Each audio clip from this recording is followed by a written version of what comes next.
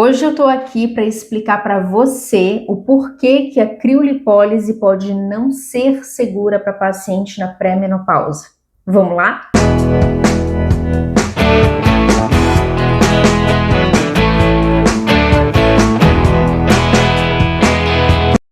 Quando falamos em gordura, primeiramente a gente precisa compreender o que a gordura faz no organismo. E eu vou te dizer que vai muito além de armazenar calorias em excesso. Vai muito além de ser a terceira camada da pele. A gordura tem uma função de controle metabólico muito importante. Ela produz hormônios que controlam o apetite, a saciedade, hormônios que controlam o metabolismo da glicose e de lipídios, libera citocinas, que são transportadores de insulina. Então, o tecido adiposo, ele tem uma função hormonal muito intensa. Por isso, hoje, ele é considerado um órgão do sistema endócrino. E por isso que o tecido adiposo responde tanto às alterações hormonais, seja ela qual for.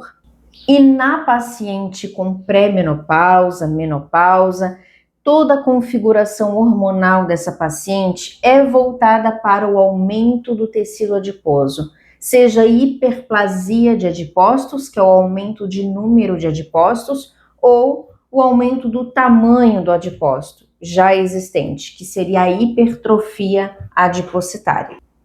Na nossa vida, nós temos duas fases em que acontece a hiperplasia adipocitária com mais intensidade, que seria na infância. Por isso que se fala tanto na importância do controle da obesidade infantil. Quanto mais gordinha for uma criança, mais tendência a ser gordinha ela vai ser na vida adulta. Porque naquela fase da infância é que acontece a proliferação, o aumento de número de células de gordura. E esse número de células de gordura vai acompanhar ele para a vida adulta. É muito comum que a célula de gordura não aumente mais de número, em quantidade, aumente apenas de tamanho. Então, se você engorda, a célula de gordura aumenta, emagrece, reduz. Ela só vai acontecer uma hiperplasia, um aumento de número de célula de gordura, se você extrapolar no consumo de calorias, extrapolar no aumento de peso, e aí sim vai acontecer um recrutamento de pré-adipócitos para que aumente o número de adipócitos para armazenar todo esse consumo em excesso que você está ingerindo. Mas fora isso, for um aumento de peso considerado saudável, é apenas aumento do tamanho e redução do tamanho. Quando vem a pré-menopausa, a menopausa, acontece novamente o recrutamento de pré-adipócitos para o tecido adiposo e acontece o aumento de número de células de gordura. E também o aumento do tamanho, principalmente na região do abdômen. Porque a redução do estrogênio que acontece na pré-menopausa faz com que a gordura tenha a tendência de se acumular no abdômen, nos flancos, configurando aquele padrão androide, acúmulo de gordura na região do abdômen. E essa é uma das queixas das mulheres nessa fase. Além do cansaço, além da irritabilidade, todos os outros sintomas, o aumento de peso. Agora que a gente já entendeu a função hormonal do tecido adiposo e a gente já entendeu a oscilação hormonal na pré-menopausa, a gente agora precisa compreender o que a criolipólise faz no tecido adiposo. A criolipólise é uma ótima tecnologia que ela vai fazer um resfriamento intenso da gordura, e esse resfriamento intenso vai provocar a cristalização da gordura armazenada lá no tecido adiposo, e essa célula acaba perdendo a viabilidade biológica e o organismo programa a morte celular dessa gordura, chamada apoptose. E a região que recebeu a criolipólise vai ter uma redução da espessura de gordura e também do número de adipócitos que haviam no local.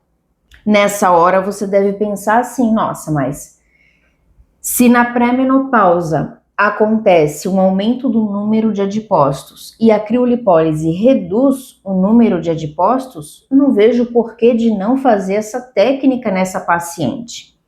Aí é que vem a questão. Quando a gente faz esse resfriamento no tecido adiposo, acontece uma inflamação chamada paniculite adiposa. Essa inflamação é o que vai fazer com que o organismo entenda que essa célula perdeu a viabilidade biológica e programe a morte celular dela. Mas a criolipólise, ela tem uma intercorrência que ainda não se sabem a causa disso, que se chama hiperplasia adipocitária paradoxal.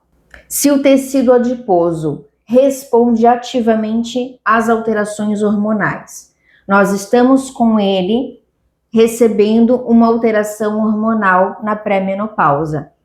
Toda a configuração metabólica dessa paciente está para acumular gordura e produzir gordura. Entenda que inflamar essa gordura tão interligada a hormônios pode, com grande probabilidade, causar uma hiperplasia paradoxal. É um grande risco. Então, se analisarmos a bioquímica da gordura, da pré-menopausa e a ação fisiológica da criolipólise, é um risco que se corre.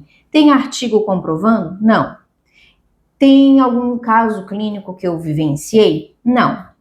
Mas quem estuda a bioquímica, quem estuda a anatomia, quem estuda a técnica, sabe que esse raciocínio clínico, ele é possível.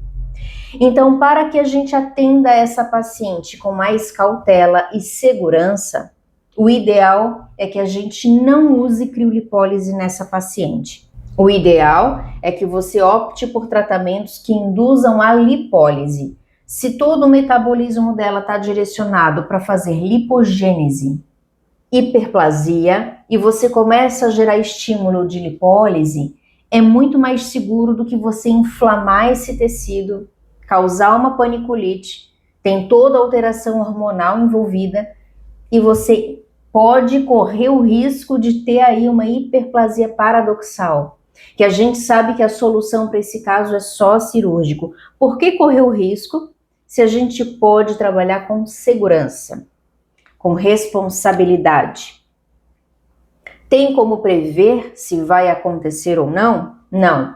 Mas analisando essa configuração hormonal e a participação hormonal da gordura, a gente compreende que esse risco é grande e é melhor não arriscar. Porque quando a gente vai lidar com a maquininha ser humano, a gente precisa ter muita responsabilidade, muito domínio sobre a técnica que a gente está executando e, com certeza, se preocupar com o resultado que a gente vai entregar, se preocupar com a anatomia, com o resultado, com a expectativa e a saúde dessa paciente.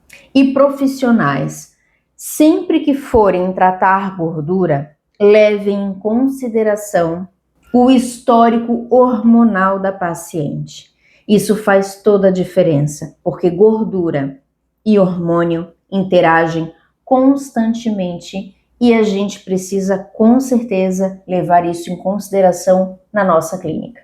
Se você gostou desse conteúdo, deixa seu like, já se inscreve nesse canal. Aqui eu trago informações sobre a área da estética sem nenhum interesse comercial. E fica aqui o convite para esse raciocínio clínico que eu apresentei para vocês e até um próximo vídeo.